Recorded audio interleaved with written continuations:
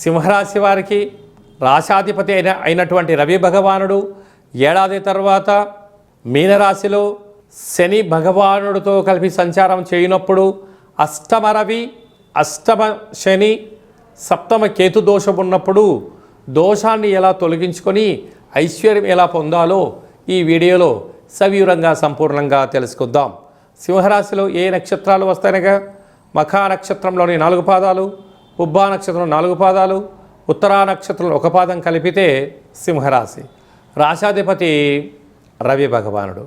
వీరికి రాశిలోనే కేతు సంచార స్థితి ఉండడం వల్ల వృత్తులలో, ఉద్యోగాలలో, వ్యాపారాల్లో, సేవారంగ కార్యక్రమాల్లో ప్రతి దాంట్లో కూడా వీళ్ళు పబ్లిసిటీ కోరుకుంటూ ఉంటారు. ఎప్పుడు నన్ను పొగడాలని కోరుకుంటూ ఉంటారు.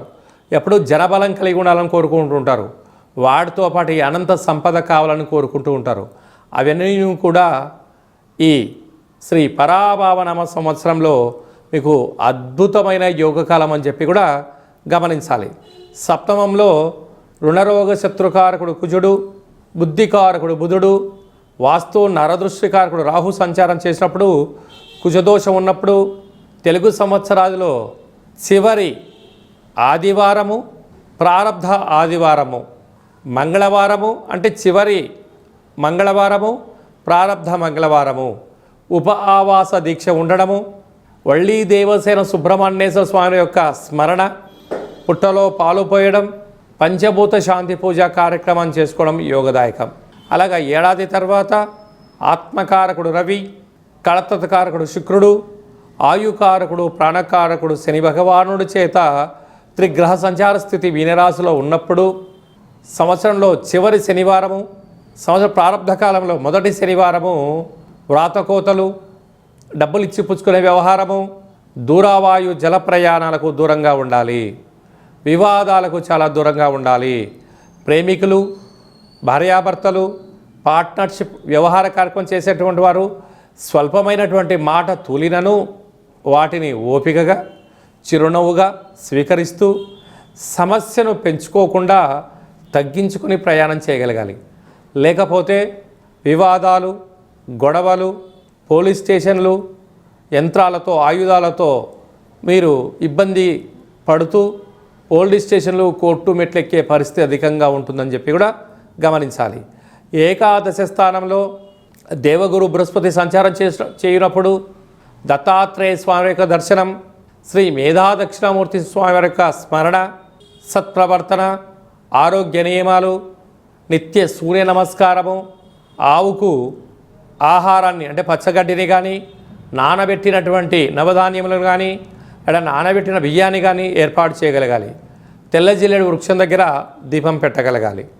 అలాగనే సాఫ్ట్వేర్ ఉద్యోగస్తులు, వ్యవసాయ సోదరీమణులు, ప్రభుత్వ రంగంలో ఉండబడిన వారు, సేవా రంగంలో ఉండబడిన వారు ఎంతో అప్రమత్తత అవసరమని చెప్పి జ్యోతిర్విజ్ఞానం తెలియచేస్తుంది.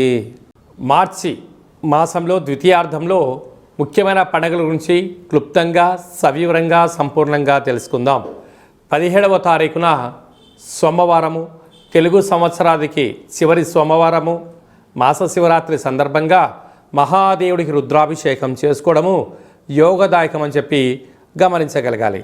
అలాగనే 18వ తారీఖున బుధవారము అంటే మంగళవారంతో కూడుకున్నటువంటి అమావాస్య, బుధవారం రోజు కూడా అమావాస్య ఛాయలు కొనసాగుతూ ఉన్నాయి కనుక మనము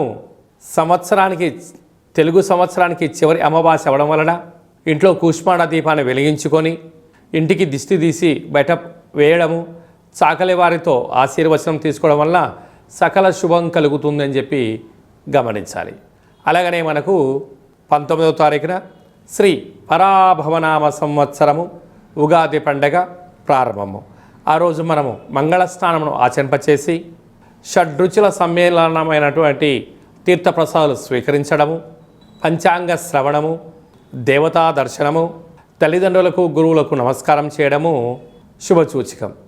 అలాగనే మనకు 27వ తారీఖున శ్రీరామనవమి అనగానే రాముడి కళ్యాణంలో పాల్గొనడం వలన సకల శుభాలు, ఐశ్వర్యం కలుగుతాయని చెప్పి గమనించాలి. అలాగనే మీ వ్యక్తిగత జాతకం తెలుసుకోవాలనుకుంటున్నారా? మీరు మీ యొక్క పేరు, పుట్టినటువంటి తేదీ, నెల, సంవత్సరం, పుట్టినటువంటి సమయం రాసి వాట్సాప్లో పంపించగలిగినట్లయితే 100 సంవత్సరముల జాతకాన్ని రాసి పంపించి మీరు పుట్టినప్పుడు గ్రహ గమనాలు ఎలా ఉన్నాయి, ప్రస్తుతం ఎలా ఉంటున్నాయి, రాబోయే కాలం ఎలా ఉండబోతున్నాయో సవివరంగా సంపూర్ణంగా తెలియజేయడం జరుగుతుంది. చాలామందికి పుట్టినటువంటి కాల సమయంలో డేటా ఆఫ్ బర్త్లు లేనటువంటి వారికి మీ పేరు యొక్క మొదటి అక్షరాన్ని అనుసరిస్తూ రాశిని తెలియజేస్తూ రాశి యొక్క స్థితిగతులను మనం తెలుసుకుంటూ అలాగనే రమణ శాస్త్రం ద్వారా అనగా గవ్వళ ద్వారా కాళభైరవ ఉపాసన చేత భూత భవిష్యత్ వర్తమానాన్ని తెలియజేయడం జరుగుతుంది. కనుక ఈ కింది నెంబర్ను సంప్రదించి అపాయింట్మెంట్ తీసుకొని సంప్రదించగలరు. అందరికీ ఈ తెలుగు సంవత్సర ప్రారంభ కాల సమయంలో అందరికీ ఆయురారోగ్యాలు ప్రసాదించాలని శ్రీ రామచంద్ర స్వామి వారి యొక్క కళ్యాణ మహోత్సవ ఆశీస్సులు ఉండాలని కోరుకుంటూ ఆశీర్వచనం. ఓం దాశరథాయ విద్మహే సీతావల్లభాయ ధీమహి తన్నో శ్రీరామచంద్ర ప్రచోదయాతు. హరి ఓం. శతమానం భవతి శతాయు పురుష సతేంద్రియ ఆయుష్యేవేంద్రియే ప్రతిష్టతి. ధనం ధాన్యం బహుపుత్రలాభం శత సంవత్సరం దీర్ఘమాయు. శ్రీ పరాభవనామ సంవత్సరాంతం ఆయురారోగ్యం ఐశ్వర్యం అనుగ్రహం ప్రసాద సిద్ధిరస్తు. తదాస్తు. ఈ వీడియో మీకు నచ్చినట్టయితే లైక్ చేయండి, షేర్ చేయండి. మా ఛానల్ యొక్క ఆధ్యాత్మిక వీడియోలు అందరికన్నా ముందుగా మీరు చూడాలన్నట్టయితే గంట సింబల్ ప్రెస్ చేసి ఈ యొక్క భక్తి సమాచారాన్ని భగవద్బంధులకు, మిత్రులకు, స్నేహితులకు చేరవేసి హిందూ ధర్మాన్ని కాపాడండి.